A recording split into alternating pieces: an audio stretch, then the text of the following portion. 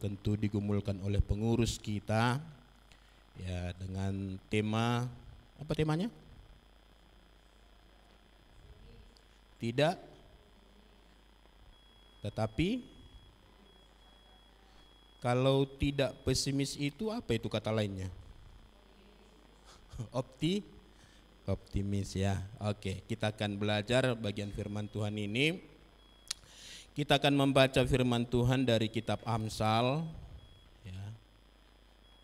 Amsal 22 ayat 3. Kita baca bersama-sama ya, satu ayat saja. Amsal 22 ayat 3. Sudah ibu-ibu? Kita baca bersama. 2, 3, ya. Kalau orang bijak melihat malapetaka, bersembunyilah ia. Tetapi orang yang tak berpengalaman berjalan terus lalu kena celaka. Kalau orang bijak melihat malapetaka, bersembunyilah ia, tetapi orang yang tak berpengalaman berjalan terus lalu kena celaka. Nah, ayat ini 2 kali ditulis di dalam Amsal.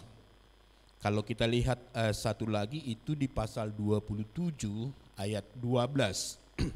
Redaksinya persis sama. Artinya apa? Ya, ini sesuatu yang penting diperhatikan oleh anak-anak Tuhan.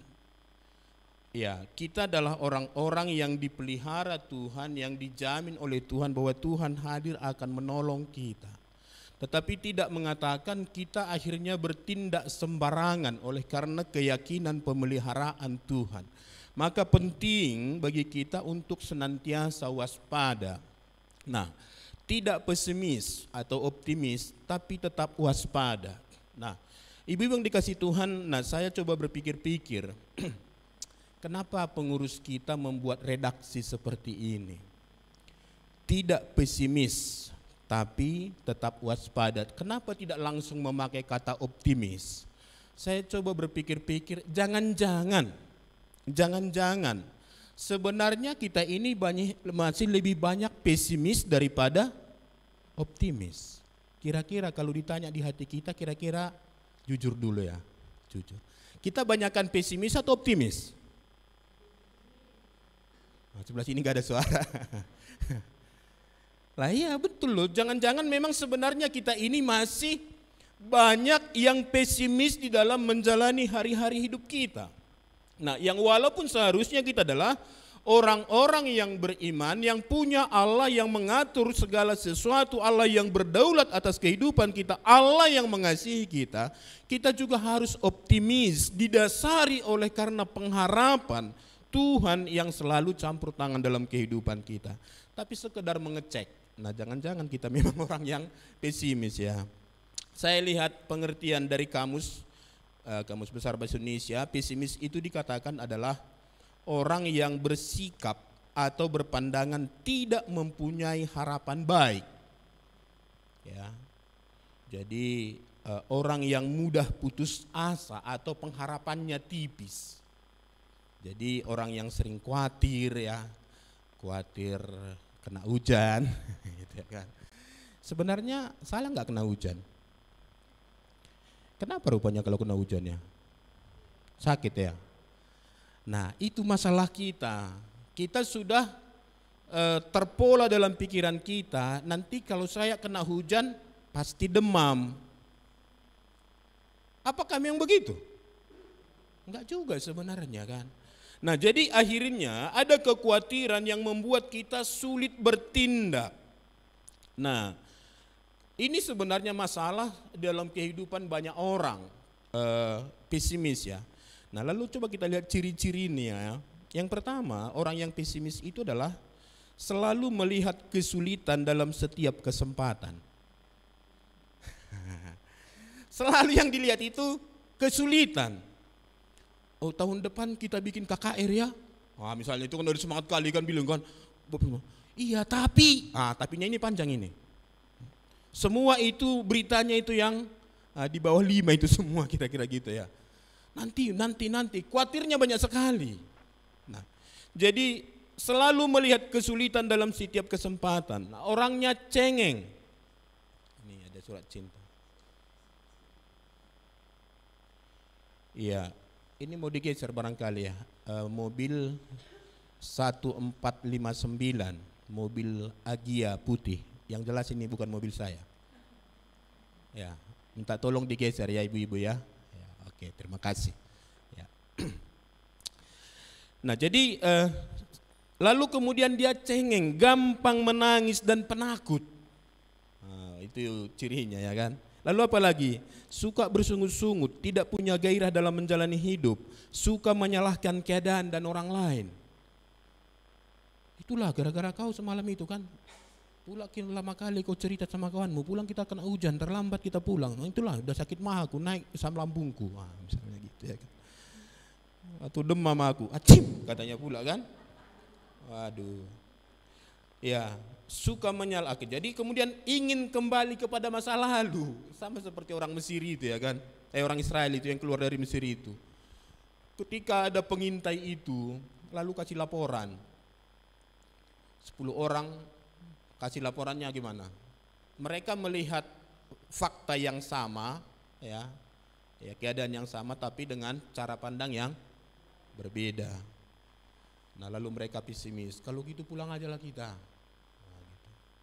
Ingin kembali kepada masa lalu, atau ada apa yang disebut dengan zona aman. Udah gini aja lah. Gitu ya. Nah, jadi itu orang yang pesimis. Jadi coba ibu-ibu kita kira-kira lihat. Saya ini sebenarnya termasuk orang yang mana? Karena kalau masih di sini kita sebenarnya kita harus belajar bagaimana supaya kita optimis. Itu sebenarnya masih. Nah, sekarang bagian tema kita ini justru mengajar kita yang optimis ini punya pengharapan, punya dorongan yang kuat supaya waspada. Ya, oke, kita lihat poin kita di dalam tema kita ini. Nah, orang yang optimis atau orang yang tidak pesimis itu pengertiannya apa? Dalam Kamus Besar Bahasa Indonesia dikatakan optimis adalah orang yang selalu berpengharapan atau berpandangan baik dalam menghadapi segala hal. Oke ya, jadi mindsetnya itu melihat segala sesuatu itu baik. Berarti sama seperti firman Tuhan dalam mana itu?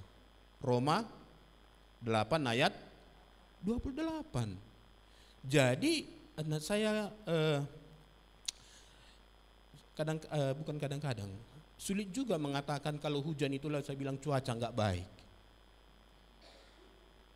Lalu kalau seperti ini cuaca baik. Siapa yang membuat itu? Siapa yang memberikan penilaian kalau hujan cuacanya tidak baik? Enggak, kita jujur aja dulu. Kadang-kadang kita ini bahasa kita. Kalau sesuatu itu tidak menyenangkan bagi kita bilang tidak baik. Padahal yang tidak menyenangkan bagi kita itu menyenangkan bagi orang lain, apalagi itu adalah berjalan sesuai dengan rencana Tuhan. Jadi kalau sekarang musim hujan, memang ini enggak baik cuacanya.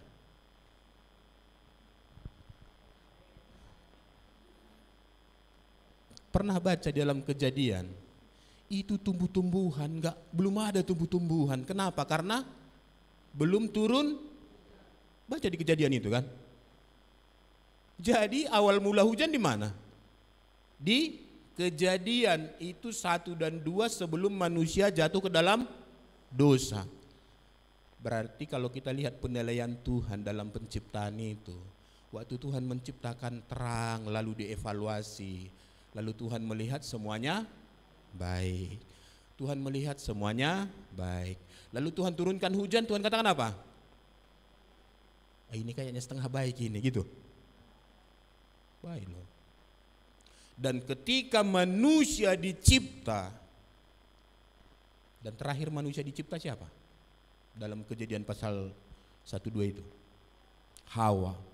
Lalu Tuhan memberikan penilaian atas ciptaannya itu. Lalu Tuhan melihat sungguh amat baik. Jadi tidak ada yang tidak baik yang Tuhan ciptakan. Maka pola pikir ini penting bagi kita ibu-ibu yang dikasihi Tuhan. Sama seperti waktu kita menghadapi COVID dulu di awal itu. Ya, jarang kita mengatakan ini baik menurut Tuhan.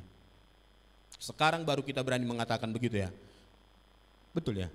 Sekarang udah berani mengatakan atau belum juga? Banyak hal yang kita dapatkan dengan COVID ini, termasuk dalam pelayanan. Saya sudah mengkonseling beberapa pasang itu dengan memakai media online. Mereka ada di luar Sumatera ini dan saya konseling mereka. Mereka dituntun menerima Tuhan Yesus. Itu sesuatu yang tidak pernah terjadi sebelumnya. Jadi sekarang sebenarnya pelayanan kita jauh lebih luas. Itu gara-gara dimulai dengan COVID. Maka ibu-ibu yang dikasih Tuhan, tidak ada lagi alasan sekarang bagi kita, aku nggak bisa PA. Ya kan? Kita bisa PA lewat Zoom, kita bisa PA dengan video call, nggak lagi seperti dulu lagi ketik-ketik gitu ya kan. Jadi gimana Pak ini nggak gitu lagi, langsung ngomong. Nah jadi benar bahwa cara pandang ini penting bagi kita memahami, melihat segala sesuatu itu dalam porsi seperti cara pandang yang diberikan Tuhan kepada kita, semua baik. Nah, lalu ciri-cirinya, ciri-ciri orang yang optimis itu yang pertama, selalu melihat kesempatan dalam setiap kesulitan. Kalau tadi terbalik ya kan? Selalu melihat kesulitan dalam setiap kesempatan. Itu tadi kalau pesimis. Kalau orang yang optimis itu selalu melihat kesempatan dalam setiap kesulitan. Ini kayaknya susah ini, tapi tunggu dulu. Ini kayaknya ada celahnya di sini loh. Kita bisa pakai ini menjadi alat untuk kemajuan. Saya teringat dengan satu film dia apa ya, waktu mempersiapkan ini. Tahu film apa itu yang Rama dan Sinta itu, Ramayana ya. Di sana ada dua tokoh yang tadinya karena ada kesalahannya dikutuk dua tokoh ini. Kutukannya apa? Mereka tidak bisa menenggelamkan batu. Itu kutukannya. Jadi kalau mereka menenggelamkan batu, tetap mengapung batunya. Memang lama mereka bingung. Kutukannya kok begitu ya? Tapi kemudian waktu mau diadakan penyerbuan ke Alengka, tahu Alengka ya, tempat Rahwana itu. Hanya Hanoman yang bisa ke sana terbang. Ya kan? Nggak banyak yang bisa di sana. Lalu bagaimana mereka bisa membuat jalan? Ini menempuh lautan loh. Lalu teringatlah dengan dua orang yang kena kutuk ini. Lalu mereka lah yang lemparkan batu ke laut itu. Jadi kalau si Rama yang lempar, batunya tenggelam. Tapi kalau yang dua orang ini lemparkan, mengapung. Lalu mengapunglah batu ini, tersusunlah jalan sampai ke Alengka. Bisalah masuk pasukan daripada Rama ini untuk menyerbu dan kemudian membebaskan Sinta. Nah, tadinya ini kutukan, tapi pada waktunya menjadi berkat. Kesulitan-kesulitan dalam kehidupan kita, mungkin pada saat itu bagi kita itu adalah sesuatu yang membawa sikap pesimis. Tapi sebenarnya tidak, harus kita pandang dengan cara yang baru. Ada kesempatan di situ, ada berkat di situ. Nah, termasuk dengan orang-orang yang mungkin menurut penilaian kita secara ekonomi orang miskin, cara penampilan orang yang jelek, tanda kutip ya. Sekali lagi Bapak Ibu ingat, tidak ada yang jelek Tuhan ciptakan, manusia yang membuat itu. Tapi itu adalah cara yang Tuhan pakai untuk membuat mereka hebat di masa depan. Ya, dalam KND baru-baru ini ya, itu menteri kita Pak Bahlil itu ya diwawancarai. Seorang yang putus sekolah ya kan, yang kemudian hanya mendapat sertifikat C, tapi bisa kemudian menjadi pengusaha dan sekarang menjadi menteri. Supir di terminal. Itu sesuatu yang luar biasa. Jadi selalu melihat kesempatan dalam setiap kesulitan. Nah, berani melangkah sekalipun harus menghadapi kesulitan. Benar ada tantangan, Nah, di sini nanti kita perlu melihat bagaimana kita juga waspada ya. Tapi jangan kemudian karena ada tantangan lalu seperti ke-10 pengintai tadi. Padahal Tuhan sudah jamin itu adalah tanah yang diperuntukkan untuk kalian. Nenek moyang kalian sudah menerima janji itu dan kalian sekarang akan ke sana masuk. Nah, tapi ketika melihat orang enak itu, yang raksasa itu, lalu mereka membuat perbandingan yang sangat hiperbol ya. Kami melihat diri kami seperti belalang katanya gitu kan. Rendah sekali gitu ya. Nah, jadi berani melangkah sekalipun harus menghadapi kesulitan. Nah, tetap bersemangat untuk meraih tujuan. Oke, tetap bersemangat untuk meraih tujuan, cita-cita yang indah, perjuangan dalam kehidupan kita. Lalu menjalani hidup dengan sukacita dan bahagia, happy. Itu hanya milik anak-anak Tuhan loh, ibu-ibu yang dikasih Tuhan ya. Sama ya, kalau kita baca nanti di dalam kitab Matius itu ketika Yesus memberikan perumpamaan tentang dasar. Ya, ada orang yang membangun rumah itu ya, ada yang dari batu dan pasir. Itu tantangannya sama. Datang hujan, ada datang petir gitu ya kan, sama. Tapi yang membuat berbeda apa? Pondasi. Imannya. Nah, jadi mari kita menjalani hidup dengan sukacita. Ini enggak bisa kita rubah keadaan-keadaan yang ada di sekarang ini kan. Musim hujan siapa yang bisa merubahnya? Ya. Gila, musim kemarau ada teknologi misalnya. Tapi berapa lama bisa dibuat mendatangkan hujan? Nah, maka kita terima dalam kondisi ini jangan sampai kemudian kita pesimis. Nah, ini kita beruntung hari ini enggak datang hujan ya kan. Nah. Tapi kalau datang hujan enggak beruntung juga. Memang kami juga di para pekerja menghadapi tantangan itu ya. Ibu Lydia juga ya, siswa semalam ya. Hari-hari Minggu itu juga menghadapi tantangannya. Nah, tapi mari kita lihat di sini tetap dalam keadaan sukacita. Kenapa? Pola pikirnya tadi sudah sesuai dengan konsep firman Tuhan. Ada hal baik di sana. Nah, sekarang bagaimana kita menghadapi atau bagaimana kita harus tetap waspada atau mengapa kita harus tetap waspada? Nah, sekalipun kita optimis. Kita sekarang orangnya optimis. Maju ya. Mungkin lagunya maju tak gentar ya kan. Maju tak gentar. Nah, tapi perlu waspada di sana. Nah, kenapa? Yang pertama, supaya kita tidak mengalami kegagalan dan celaka atau mengalami malapetaka. Itu yang diingatkan oleh Amsal tadi. Kalau orang bijak melihat malapetaka, bersembunyilah ia. Tetapi orang yang tak berpengalaman berjalan terus lalu kena celaka. Nah, di bagian Amsal ini sedang dipisahkan orang yang berhikmat, orang yang bijak dengan orang yang bodoh. Ya, jadi orang yang bodoh itu dikatakan orang yang tidak berpengalaman. Orang bijak itu orang yang takut akan Tuhan, orang yang hidup sesuai dengan firman Tuhan, orang yang tindakan-tindakannya ada di dalam koridor kebenaran firman Tuhan. Jadi kalaupun dia punya semangat itu, punya optimisme itu, bukan juga kemudian dia melanggar kebenaran firman Tuhan, bukan. Nah, jadi supaya kita tidak mengalami kegagalan atau mengalami celaka atau mengalami malapetaka, maka kita perlu bijak ya di dalam sikap optimis.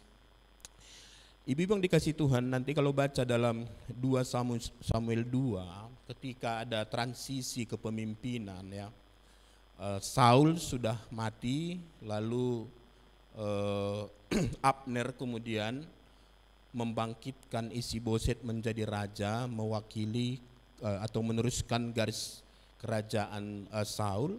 Lalu kemudian Daud itu sudah dinobatkan oleh orang Yehuda menjadi raja di Hebron. Lalu terjadi peperangan antara pasukan Abner dengan pasukan Daud. Nah, dari Isiboset itu dipimpin oleh Abner, dan dari Daud itu dipimpin oleh Yoab. Ada satu orang adik Yoab itu namanya Asael. Itu dicatat dikatakan dia seorang yang lari cepat ya. Ya, dikatakan Asael cepat larinya seperti kijang di padang. Lalu waktu terjadi peperangan itu dia kejar itu si Abner. Nah lalu Abner mengingatkan 2 kali, jangan kau kejar aku, cari aja yang lain gitu. Tapi dia tetap bersemangat, hari. Dia tidak perhitungkan jaraknya dengan Abner. Lalu tiba-tiba Abner mengambil tombaknya, ditusukkan ke belakang, lalu kena ke perutnya, mati. Asael itu seorang yang punya prinsip, dia punya kekuatan, dia optimis, dia bisa mengejar si Abner. Tapi dia tidak waspada. Akhirnya apa yang terjadi? Dia mati di medan pertempuran itu dengan sia-sia.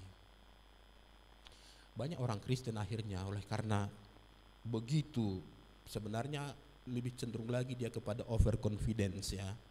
Percaya diri penuh melampaui yang seharusnya, maka justru dia mengalami bahaya, mengalami bencana.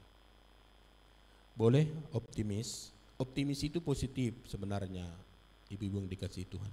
Tapi ada godaan-godaan kemudian, ada keyakinan-keyakinan yang palsu, atau kemudian ada perhitungan-perhitungan yang melampaui yang seharusnya, yang membuat kita bisa jatuh ke dalam dosa dan kemudian mengalami kegagalan.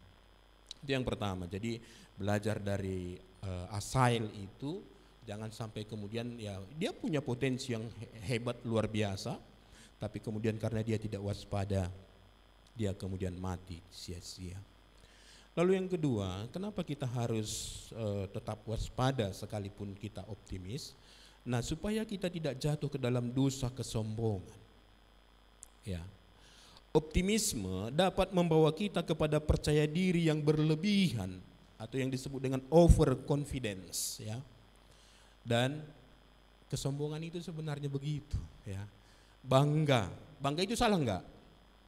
Enggak. Tapi lebih sedikit dari bangga, nah itulah sombong. Ya. Rendah hati itu bagus. Tapi kalau bangga dengan kerendahan hati, aku rendah hati loh. Nah itu kira-kira apa? Rendah hati lagi dia. Pernah dengar kisahnya kan? Di satu gereja ada seorang bapak, karena memang dilihat sebelumnya selalu rajin gitu ya, datang lebih cepat, bersihin, disapu itu gereja, lalu kursi disusun begitu ya kan, dipersiapkan segalanya. Dan kemudian setelah beres semua, dia di pintu, selamat datang, diantar itu. Lalu kemudian majelis melihat dia seorang yang rendah hati, lalu diberilah pin, tanda kerendahan hati. Kasih.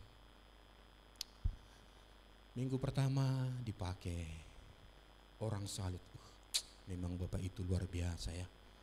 Dilihat pin tadi kan, pin kerendahan hati. Minggu kedua dipakai, minggu ketiga dipakai, begitulah terus berbulan-bulan dipakai. Nah pertanyaannya sekarang, bapak ini sebenarnya rendah hati atau tidak?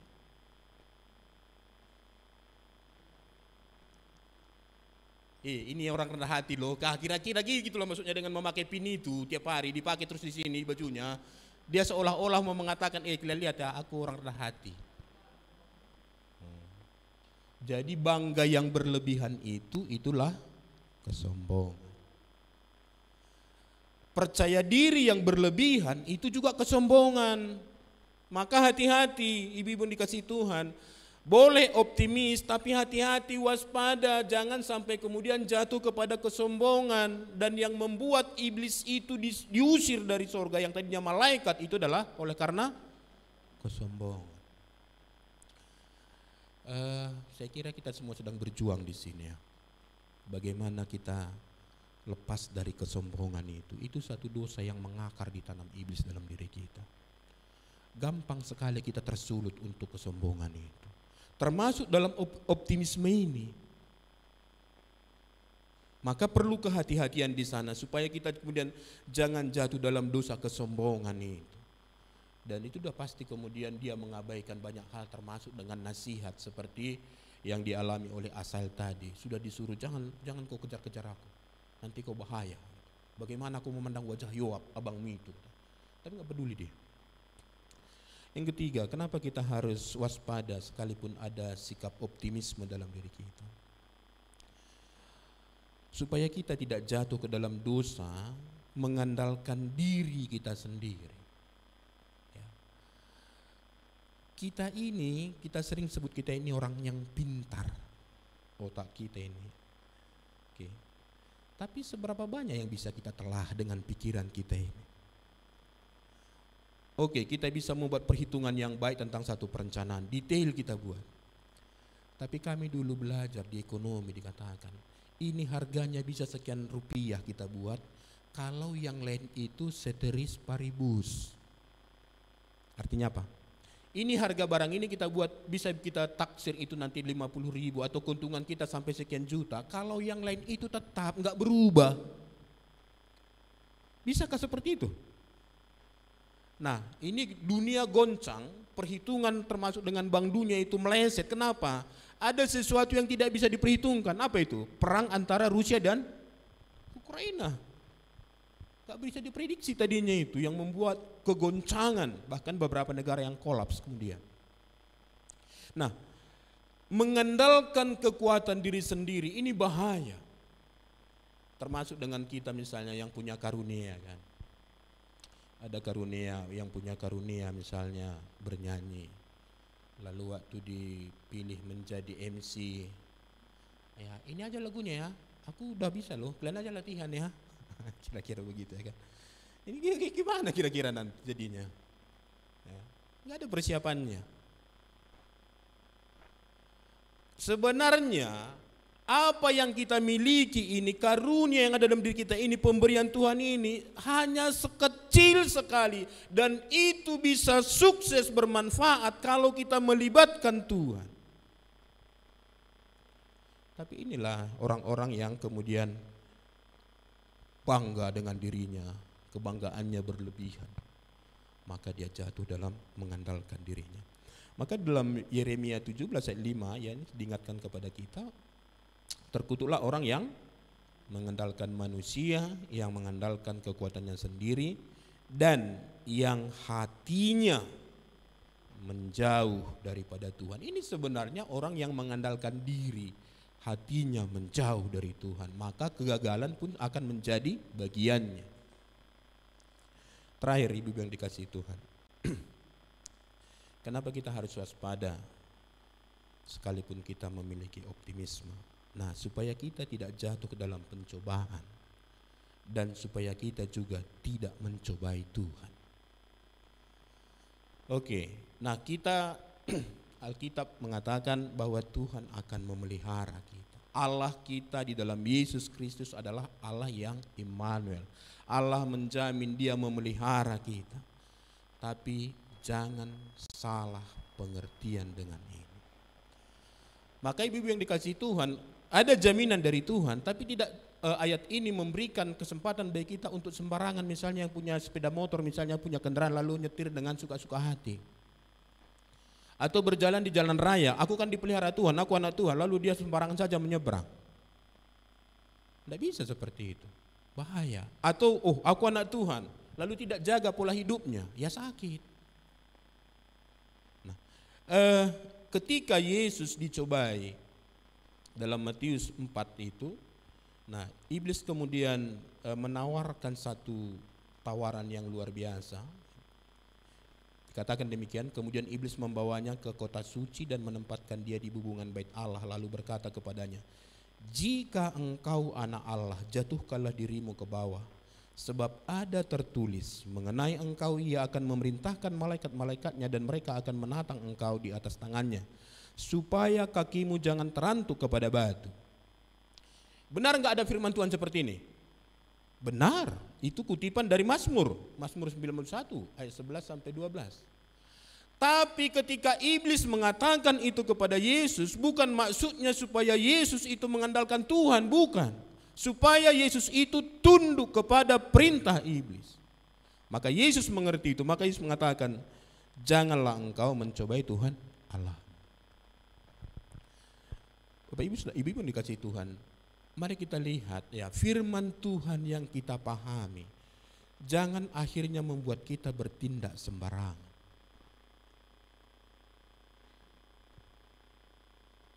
Harus tetap waspada. Harus tetap waspada. Jadi optimisme itu positif. Tapi hati-hatilah dengan pemikiran kita yang mantap itu, jangan sampai kemudian kita mencobai diri, memasukkan diri kita dalam pencobaan. Ya, kita berdoa dalam doa Bapa kami apa katanya?